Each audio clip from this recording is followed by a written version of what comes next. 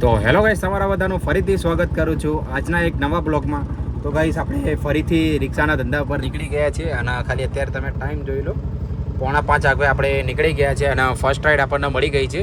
થોડું નારોલ કામ હતું સવારનું, તો આપણે ત્યાં જતા હતા. અત્યારે 5 વાગે આપણે નીકળી ગયા છીએ, 4:45 વાગે, અને ફર્સ્ટ રાઈડ આપણને મળી ગઈ છે, જે કાલ રેપિડોમાં છે અને કાલુપુર રેલવે સ્ટેશન મૂકવા જવાના છે. બરાબર, તો ચલો હવે કસ્ટમરને આપણે પિકઅપ કરી લઈએ અને સીધા મળીએ કાલુપુર. પછી તમને એમનું ફેર બતાવું કે કેટલો ફેર હતો એમને.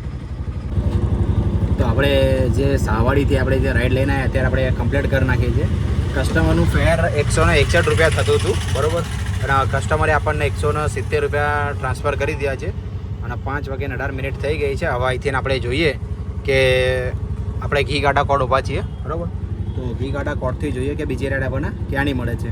તો આપણે ઘી કાંટા લગભગ અડધો પોણો કલાક સુધી બેઠા. પછી આપણને એક રેપિડોમાં રાઈડ લાગી ગઈ હતી, જે રતનપોળથી નરોડાની હતી. તો અત્યારે આપણે કમ્પ્લીટ કરી નાખી છે રાઈડ. બરાબર, પણ અત્યારે છે ને તકલીફ એવી પડી રહી છે ને,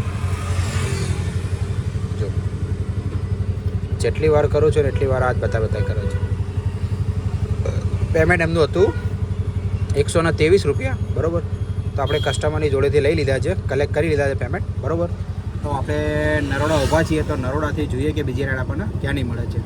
તો આપણને તરત જ અત્યારે ઉબેરમાં રાઈડ લાગી ગઈ છે, જે વિંજોલની છે. આપણે કસ્ટમરના લોકેશન ઉપર પહોંચી ગયા છીએ. ચલો ફટાફટ આપણે કસ્ટમરના પિકઅપ કરીએ અને સીધા મળીએ વિંજોલ. તો ફાઇનલી અત્યારે આપણે કસ્ટમરને આપણે ડ્રોપ કરી દીધા છે ત્યાંથી. તમને બતાવી દઉં છું એમનું ફેર.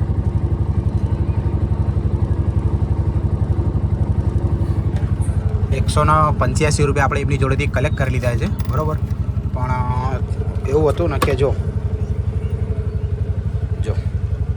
185 રૂપિયા એમનું ફેર થતું હતું. કંઈક કસ્ટમરની જોડેથી 177 રૂપિયા લેવાના હતા, એટલે 7.5 રૂપિયા આપણા અકાઉન્ટની અંદર આવી ગયા હતા. બરાબર, તો બી કસ્ટમરે આપણને 185 રૂપિયા આપી દીધા હતા. બરાબર, તો આપણે અહીંયા હાથીજણ બાજુ જોઈ લો, એસપી રિંગ રોડ વિંજોલ. બરાબર, તો આપણે અહીંયા હાથીજણ બાજુ બેઠા છીએ. તો હાથીજણથી જોઈએ કે બીજી રાઈડ આપણને ક્યાંની મળે છે. ભાઈઓ, આપણે મેં તમને જે કીધું હાથીજણ લગભગ આપણે અડધો પોણો કલાક જેવો બેઠા હતા આપણે. બરાબર, અને ત્યાંથી પછી આપણને એક ઉબરમાં રાઈડ લાગી ગઈ હતી. તો તમે ખાલી અત્યારે રાઈડ જોઈ લો. બરાબર, ત્યાંથી એનું ડિસ્ટન્સ તમે જો 6.7. બરાબર, એટલે 7 કિલોમીટરનો આની રાઈડ હતી. બરાબર, 7 કિલોમીટરની કમ્પ્લીટ, અને 132 રૂપિયાની રાઈડ હતી. અને કસ્ટમરની જોડેથી અત્યારે કલેક્ટ જો ખાલી કરવાના રહ્યા. બરાબર, ખાલી 65 રૂપિયા કલેક્ટ કરવાના રહ્યા. બરાબર, એમાં બી કસ્ટમરને આપણે બેલેન્સ આપણી જોડેથી એમને ઉબરવાળાએ વધારે આપ્યું છે. બરાબર, હવે આની અંદર એવું કહે છે. બરાબર, you are earning where be associate because the actually drop of the was different the your rider request.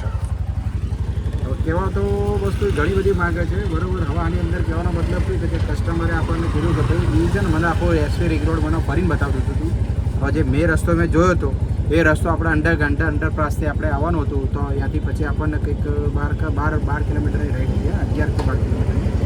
તો આપણે ત્યાંથી ના લઈને પછી આપણે અંડરપાસથી લઈને આવ્યા. તો આ લોકેશનના કારણે તો બી અત્યારે છે ને કસ્ટમરને બતાડ્યા 66 રૂપિયા. બરાબર, બાકી કસ્ટમરને આપણે રિક્વેસ્ટ કરી પછી કીધું કે ભાઈ આ મારી ભૂલના કારણે નથી કે તમારી ભૂલના કારણે નહીં, આ ગૂગલ મેપના કારણથી શું છે કે આપણે એના લોકેશન ખબર હોતી હોય છે. બરાબર, તો આપણે અહીંયા કારણે અંડરગ્રાઉન્ડથી લઈને આવ્યા. તો ભાઈ પહેલાં કસ્ટમરે આપણને 109 રૂપિયા આપણને ટ્રાન્સફર કરી દીધા છે અને આમાં 66 રૂપિયા કરે છે. બરાબર, આ ઘણી વખત, અત્યારે એક વખત નહીં, મારી જોડે બીજી કે ત્રીજી વખત આ વસ્તુ થયેલી છે.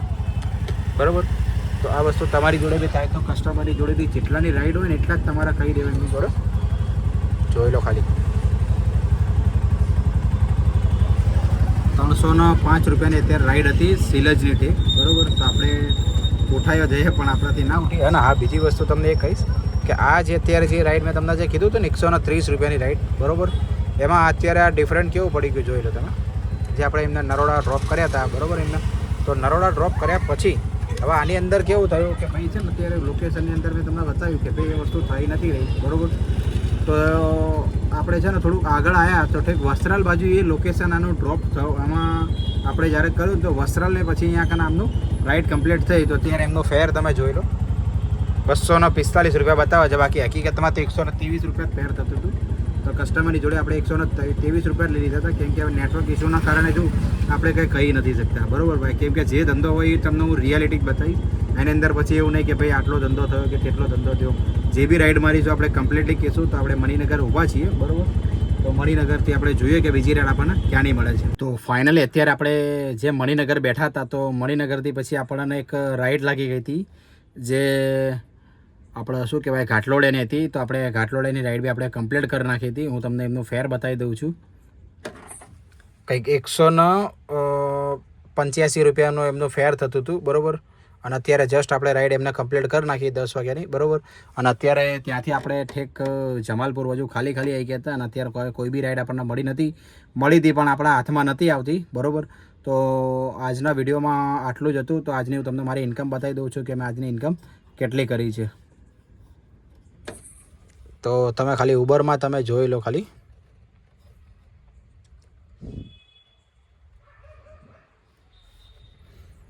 તો કંઈક 434 રૂપિયાની ઇન્કમ આમાં કરી છે. 434 રૂપિયાની. અને રેપિડોમાં કરી છે કંઈક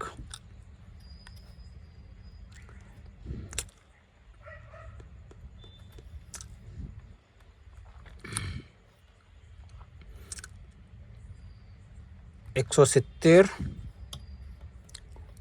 પ્લસ 123 રૂપિયા. એટલે જે આજની જે આપણે 5 વાગ્યાથી માંડી 10 વાગ્યા સુધીની જે આપણે ઇન્કમ કરી એ કંઈક 736 રૂપિયાની આપણે ઇન્કમ કરી છે, બરાબર. અને 20 રૂપિયાનું આપણે શટલ ભરી લીધું હતું, એટલે 20 રૂપિયા બી જાય, એટલે 756 રૂપિયાની આપણે ઇન્કમ કરી છે, બરાબર. જે ગેસ બી તમે જોઈ લો એમનામ જ છે જે આપણી ગાડીમાં, બરાબર. તો આજના બ્લોગમાં આટલું જ હતું. તો વિડીયો સારો લાગ્યો હોય તો લાઇક, શેર અને સબસ્ક્રાઈબ કરવાનું ભૂલતા નહીં. ચલો મળીએ નવા બ્લોગની અંદર. જય માતાજી, જય શ્રી કૃષ્ણ, રાધે રાધે.